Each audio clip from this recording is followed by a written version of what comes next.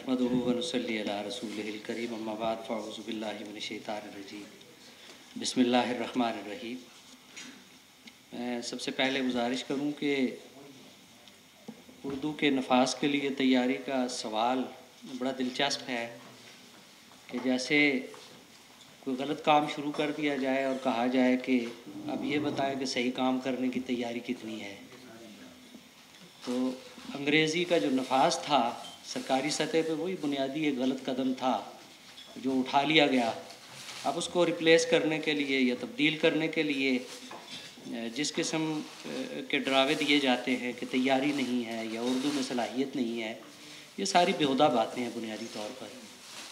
मुक़तदरा कौमी ज़बान 1979 में जब कायम हुआ था तो इसकी ज़िम्मेदारी थी कि जो मवाद है दफ्तरी उर्दू मवाद को उर्दू में ढालने का, चूँकि अंग्रेज़ी राइज हो चुकी थी तो उसे उर्दू में ढाला जाए। तो चंद ही बरसों में दफ्तरी उर्दू का जो बुनियादी ज़रूरी काम था वो इस दफ्तर ने कर लिया था। अच्छा, जब वक्त बदलता है तो तकाज़े भी बदल जाते हैं।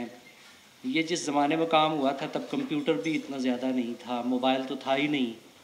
तो अब ज़ाहिर है कि जो वक्त बदलता है तो सवालात भी उतने ही सख्त होते जाते हैं कि अच्छा ये तो अब मशीन की ज़बान हो गई है, अच्छा अब ये तो सारा कुछ इस मोबाइल पे आ गया है।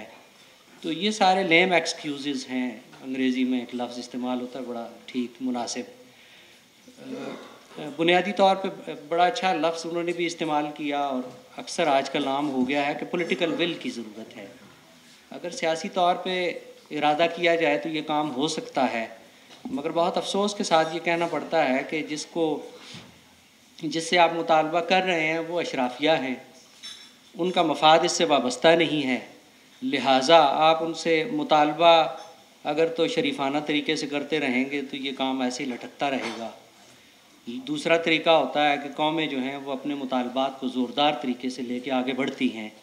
उसके बहुत से फेजेस हैं, बहुत से मरहले हैं कि जब आप वोट देते हैं आप अपने नुमाइंदों से कहें कि वो आपका जो ये मुतालबा है ये ऐसे ऐवानों में उठाएं, तो वो शायद उतने हम मैच्योर्ड नहीं हैं, उतने संजीदा नहीं हैं कि हम ये उनसे मुतालबा कर सकें। हम तो गलियां सड़कें वगैरह बनवाते हैं उनसे, उसी में उनका भी फ़ायदा है चूँकि उसमें पैसे वैसे होते हैं।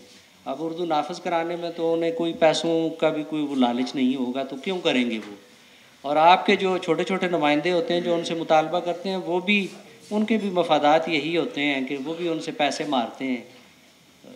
तो आवाम को ये समझना होगा कि हमारा बुनियादी मुतालबा क्या है और किस तरह इसको लेके आगे बढ़ना है। हमारे इदारे का जहाँ तक ताल्लुक़ है, मैंने जैसे कहा कि बहुत ही इब्तदाई दिनों में बड़े लोग थे जिन्होंने काम किया इस इदारे के लिए। इश्तियाक हुसैन कुरैशी थे, जमील जालवी थे, वहीद कुरैशी थे, यानी मैं पूरी एक लंबी फहरिस्त है। ये वो लोग हैं कि जिन्होंने इस इदारे को उसके मकासद के करीब तर कर दिया और वो तमाम काम मुकम्मल कर लिया कि जो दफ्तरी उर्दू के लिए ज़रूरी था। मशीन की तरफ आएँ तो अभी डॉक्टर साहब ने बहुत ही उम्दा गुफ्तगू की है, मेरा ख़्याल है इसमें मज़ीद इजाफ़ा करने की ज़रूरत नहीं। मैं सिर्फ इतना कहूँगा कि इदारा फ़रोग़ कौमी ज़बान ने अभी हाल ही में NLP लैब जो है वो कायम की है, छोटी सी है, मगर हमने ये जो दफ्तरी उर्दू है इसके लिए यानी ये लाउड बात होगी, मगर चूँकि हम ट्रायल पे इस वक्त चल रहे हैं, उसका जो डेटा है दफ्तरी उर्दू जो है वो इंशाअल्लाह ऐप की सूरत में थोड़े अरसे में दस्तयाब होगी।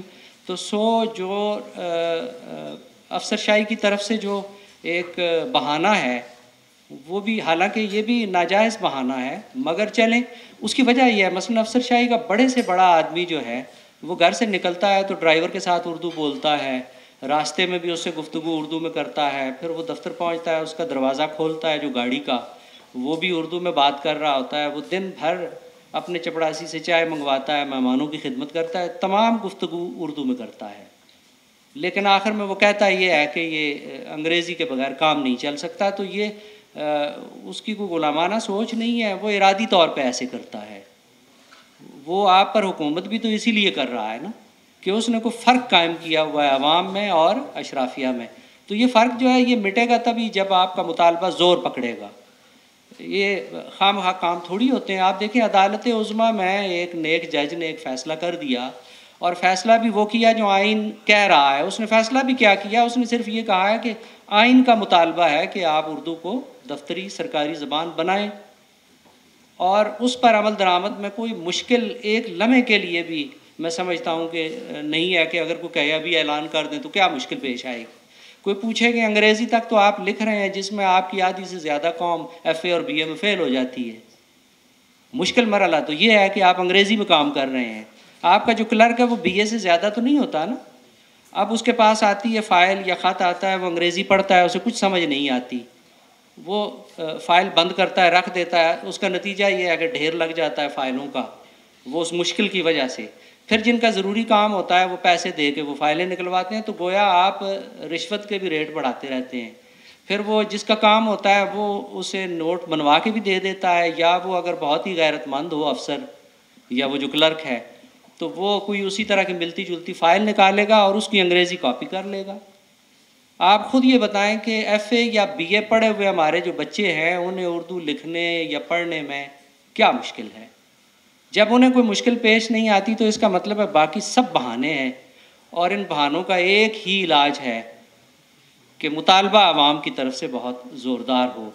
ادارے نے اپنا کام کر لیا ہے. وہ جو فیصلہ ہے 2015 والا، اس میں عدالت عظمیٰ نے لکھا ہے، میں فوکل پرسن تھا تب بھی، ابھی تک بھی وہ میرے پاس ہی ہے وہ منصب، تو ہم نے وہاں بڑی دلیری کے ساتھ یہ موقف پیش کیا کہ مقتدرہ قومی زبان نے اردو کو سرکاری دفتری زبان بنانے کے لیے تمام جو ضروری کام تھے کر لیے ہیں.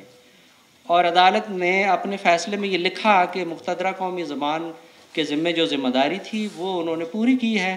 اب یہ انتظامیہ جو ہے یہ اس کے اختیار میں ہے کہ وہ اسے نافذ کرے، اور مجھ سے بہتر جانتے ہیں سبھی احباب کہ وہ فیصلہ بڑا سخت ہے، لیکن کتنے سخت فیصلے ہیں جو یہاں آتے ہیں اور چلے جاتے ہیں. سیاسی منظرنامہ آپ کے سامنے ہے، روز جس طرح کا ڈرامہ ہو رہا ہے اس میں کیا عدالتیں اور کیا انتظامیہ اور کیا مقننہ سبھی کے سامنے روشن ہے. دعا کی جا سکتی ہے اور کوششیں جاری رکھنے کے لیے عزم کو بڑھایا جا سکتا ہے. عوام تک اس مسئلے کو لے جانا ہماری بنیادی ذمہ داری ہے. جب تک نہیں لے کے جائیں گے، مطالبہ آپ کا زوردار نہیں ہوگا، کسی معجزے کی توقع نہیں رکھنی چاہیے.